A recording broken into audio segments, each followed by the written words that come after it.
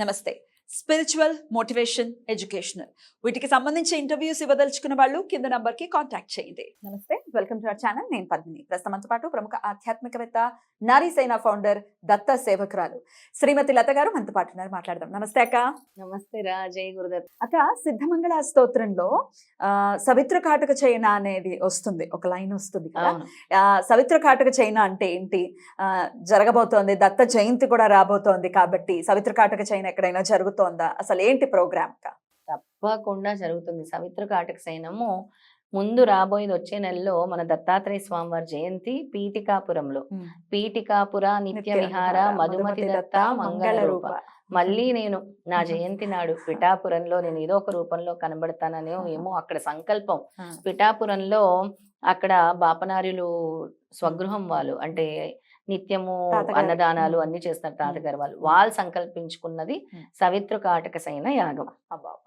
అది దత్త జయంతి నాడు 23 డిసెంబర్ 23 నుంచి డిసెంబర్ 27 వరకు 25 రోజుల పాటు జరుగుతుంది. 5 రోజుల పాటు జరుగుతుంది. అయితే మన ప్రేక్షకులు కూడా అందులో పాలు పంచుకోవచ్చా? అసలు ఏం జరగబోతోంది ఏంటి తెలుసుకోవాలనుకుంటున్నాను. తప్పకుండా పద్మిని. అయితే నేనేం చేశానంటే వాళ్ళ సంకల్పం రాగానే నాకు ఒక పెద్ద సంకల్పం. స్వామి శ్రీపాదుల వారు 1,00,000 మందితో సిద్ధమంగళ స్తోత్రం అక్కడ పఠించాలి. 1,00,000 మందితో, 1,00,000 మంది 1,00,000 మందితో సిద్ధమంగళ స్తోత్రము దత్తాత్రేయ జయంతి రోజే. ఎవరెక్కడున్నా, అమెరికాలో ఉన్నా అక్కడి నుంచి పఠించవచ్చు, లండన్ లో ఉన్నా అక్కడి నుంచి పఠించవచ్చు, కెనడాలో ఉన్నా అక్కడి నుంచి పఠించవచ్చు, భారతదేశంలో ఏ నలుమూలలు ఉన్నా కూడా ఆన్లైన్ లో అక్కడి నుంచి పఠించవచ్చు. దత్తాత్రేయ జయంతి రోజు 1,00,000 మందితో 11 సార్లు చదివిస్తే 11 లక్షల సంకల్పము. కానీ 11 లక్షల ఒక్కసారి, ఆ 3 సంఖ్య అది దాటిపోతుంది అక్క. 11 లక్షలు అనుకుంటే అది ఏ 20 లక్షలు అయిపోయినా కూడా ఆశ్చర్యం లేదు. ఎంత చక్కగా నువ్వు ఆశీర్వదిస్తావు పద్మిని, అలాగే జరుగుతుంది. దాటిపోతుంది అక్క అని ఎంత కాన్ఫిడెంట్ గా చెప్తావో అలాగే స్వామి అలాంటి సంకల్పాన్ని, స్వామి పలుకది, స్వామి పలుకు. ఎందుకో నాకు ఇది ఇప్పుడు కాదు, గత 6 నెలల నుంచి చేయాలని సంకల్పం. ఎలాగైనా ఇంకా ఆగలేకపోయానమాట. ఎలాగైనా దత్తాత్రేయ జయంతికి ఏదో ఒకటి చేయాలి, ఏదో ఒకటి చేయాలి. నేను పట్టుకున్నదే శ్రీపాదుల వారిని.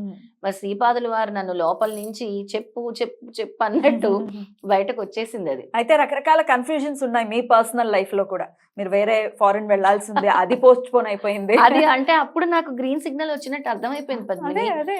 అంటే ఫస్ట్ నుంచి కూడా నేను యూకే వెళ్ళాలి చేయగలుగుతానా లేదా అని అనుకుంటే స్వామి నాకు లైన్ క్లియర్ చేసేసారు, ఒక క్లారిటీ వచ్చింది. అయితే అది సంక్రాంతి తర్వాతే నేను వెళ్ళేది. సో టైం ఉంది. అంటే ఇది శ్రీపాదుల వారి సంకల్పం, నాది కాదు. ఇది నేను 70,000 సార్లు చేసి ఆపేశాను కదా. ఇప్పుడు 70,000 సార్లు కాదు, 1,00,000 మందితో నువ్వు చదివించాలి అని స్ట్రాంగ్ గా నాకు వాయిస్ లాగా వినిపించింది. అంటే నాకు వాయిస్ అంటే ఆయన మాట్లాడుతున్నట్టే నేను ఫీల్ అవుతాను అనమాట. అలా అనిపించింది. ఆ 1,00,000 మంది చేత ఇప్పుడు నేను సిద్ధమంగళ స్తోత్రం పఠింపజేయాలి. అది కూడా సవిత్ర కాటక చైన జరిగేటటువంటి ప్రదేశంలో, అది కూడా పీఠికాపురంలో. అంటే మన పిఠాపురంలో స్వామి జననం తీసుకున్నటువంటి ప్రదేశము. మొదటి ఇన్కార్నేషన్ స్వామిది, శ్రీపాద శ్రీవల్లభులు. అంటే అసలు అద్భుతం అక్క. 1,00,000 మంది అయితే ఎలా అనుసంధానం చేయబోతున్నారు అక్క ఈ 1,00,000 మందిని కూడా? ఈ 1,00,000 మందిని కూడా ఎక్కడెక్కడ ఉన్నా కూడా పద్మిని, అందరూ కూడా ఆన్లైన్ లో మనతో రిజిస్ట్రేషన్ చేసుకోవాలి. మనం ఒక నెంబర్ ఇస్తాము, వాళ్ళ పేరు, name, place, address, phone number ఇవ్వాలి. అండ్ కంట్రీ అంటే కంట్రీ నేమ్ ఇవ్వాలి. ఇప్పుడు అమెరికా, యుఎస్ఏలో కూడా స్టేట్స్ ఉన్నాయి. న్యూ జెర్సీయా, న్యూయార్కా, ఒహాయోవా అది మెన్షన్ చేయాలి. వాళ్ళ జీమెయిల్ కూడా మెన్షన్ చేయాలి. మనం ఇచ్చే ఫోన్ నెంబర్లో రిజిస్ట్రేషన్ చేసుకోవాలి. దాంతో పాటు 99 రూపీస్ అనేది ఒక కమిట్మెంట్ కోసం పెడుతున్నాను పద్మిని. 99 రూపీస్ పే చేయాలి. 99 రూపీస్ పే చేసి రిజిస్టర్ చేసుకోవాలి. 99 రూపీస్ పే చేసేసి మీరు చదవకపోతే మాత్రం నేను యాక్సెప్ట్ చేయను, అవి మళ్ళీ తిరిగిస్తాము. ఇది కమిట్మెంట్ కోసమే. 1,00,000 మంది మేం చదువుతాము అని కమిట్మెంట్ ఇవ్వాలి. అయితే ఆ 99 రూపీస్ వాళ్ళు కట్టడం దేనికి అని అంటే, మనము పిఠాపురంలో చేసే కార్యక్రమానికి ఎంతో కొంత సహాయపడతాము. ప్రతి ఒక్కరి గోత్ర నామాలు కూడా, ఎవరైతే 1,00,000 మంది ఉంటారో వాళ్ళ గోత్ర నామాలు కూడా అక్కడ పండితుల్ని పెట్టి ప్రత్యేకంగా మన ద్వారా, మన టీవీఓ నా సంకల్పము తద్వారా అక్కడ పండితుల్ని ఒక 10-15 మంది పండితుల్ని పెట్టి 5 రోజులు కూడా వీళ్ళ గోత్రనామాలన్నీ కూడా అక్కడ కూర్చొని పఠింపజేస్తాం వాళ్ళందరికి కూడా సవిత్ర కాటక సైన యాగంలో. అద్భుతం. ఆ యాగంలో అంటే ఇంకా గోత్రనామాలు చదవటం అంటే నిజంగా వాళ్ళు రావటమే. కదా. ఇప్పుడు దేశ విదేశాల్లో ఉన్నారు, రాలేదు రాలేదు. అలా బాధపడాల్సిన అవసరం లేదు.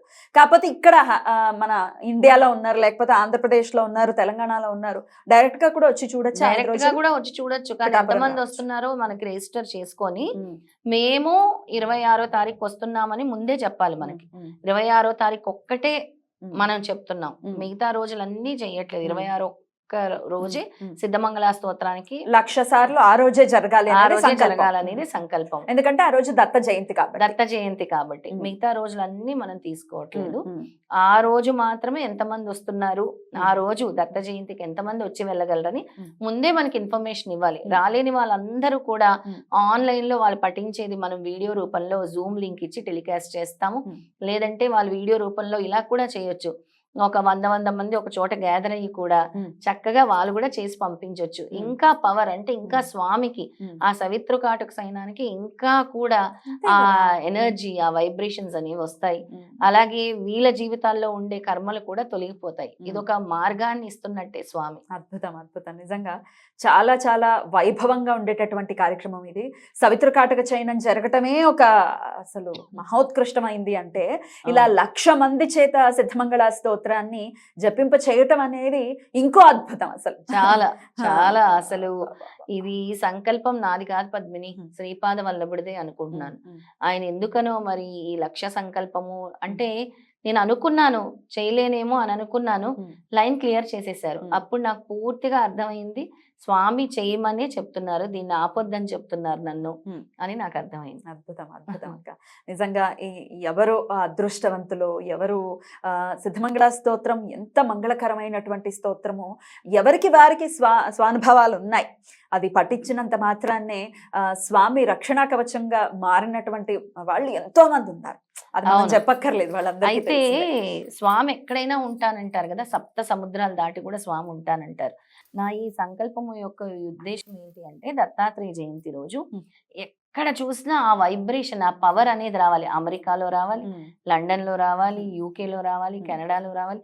ఎక్కడ చూసినా కూడా స్వామికి దత్తాత్రేయ జయంతి రోజు మేము ఇది స్వామి కోసం చేస్తున్నాము, మా కోసం మేము చేసుకుంటున్నాము అన్న ఫీలింగ్ ప్రతి దేశంలో కూడా దత్త భక్తులు అందరూ కూడా కలిసి పఠించాలి దీన్ని అని నా సంకల్పం. అద్భుతం, అద్భుతం. నిజంగా చాలా చాలా అద్భుతమైనటువంటి సంకల్పం స్వామి మీ చేత చేయించారు.